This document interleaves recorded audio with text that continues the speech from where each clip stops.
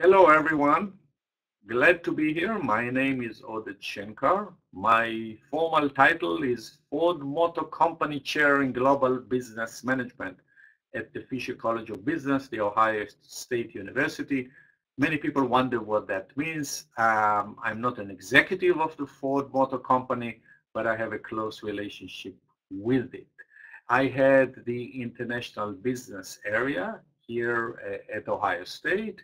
I deal with such things as cross-border merger and acquisitions, international alliances, cultural differences, and the like. And regionally speaking, I deal a lot with China. I also have a degree in Chinese studies. I have written a dissertation at Columbia University at the time on the Chinese bureaucracy and have been doing research and consulting in and on China for, I would say, more than 30 years now. In addition to advising company, anything from Israeli startups to large companies such as Citigroup and Walmart, I have appeared before the U.S.-China Congressional Commission, interact with legislators, and things of that sort. So I'm quite passionate about the country, about the prospects, and have written a book called The Chinese Century that was published by the Wharton School around 2004, where I've made the prediction, not very common by the way at that time, that China will become the world #1 economy around 2025. Just to clarify, at that time, the Goldman Sachs prediction was that China will become #1 economy around 2042. So there was a very big gap there, and I am happy to say that Goldman Sachs, after quite a few years, have come very, very close to my own prediction. This is not to say that I agree with everything that China is doing, that I don't see the problem. My Chinese Century book had a Chinese edition, but it was heavily censored.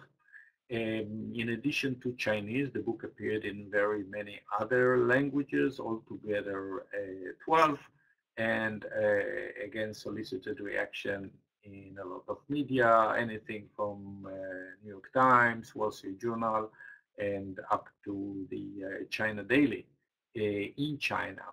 And it is this book and subsequent work that I have done on China that has led me to my more recent project and my more recent book called Copycats. Copycats was published recently by the Harvard Business Press and already was translated or being translated into 11 other languages, that is other than English. And Copycats is really about the virtues of imitation. Yes, you heard me right. Everyone talks about innovation, right? You keep seeing books about innovation, hundreds literally every year. You're seeing such TV programs as Innovate or Die. That was a recent CNBC program. And I'm here taking a very contrarian perspective. I'm here to tell you that imitation is as important as innovation. By the way, I'm not arguing that innovation is not important. I agree that it is, and have actually coined a term in the book called immovation. And that term really comes to make the argument that if you want to be successful in today's global environment, you really got to be able to do both. You got to be able to innovate, but you got to be able to imitate. And since everyone has been talking about innovation, I devoted the book to imitation. My argument is fairly simple, that if you review the academic and practitioner evidence, you will come to a conclusion that more often than not, imitation rather than innovation brings you more economic return, that is capture more of the value in an innovation. Further, that we are in an imitation age, that imitation actually is becoming more rather than less important over time. And I've made also the scientific argument based really on the sciences rather than on the business literature that I believe is way, way behind, that imitation is really a complex, intelligent activity. The book and my presentation to Irish executive really will be about the rules. In other words, how to do imitation right. Imitation is not a dumb activity.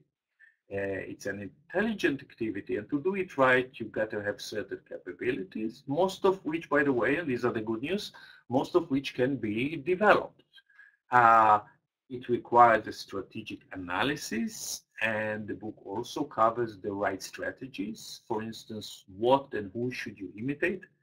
When should you be, say, a fast second, or when is it that you can, take your time? So in other words, the book is focused on how to do imitation right. Um, I'm looking forward to working with Irish executives on that, and I'm looking forward to a really lively discussion.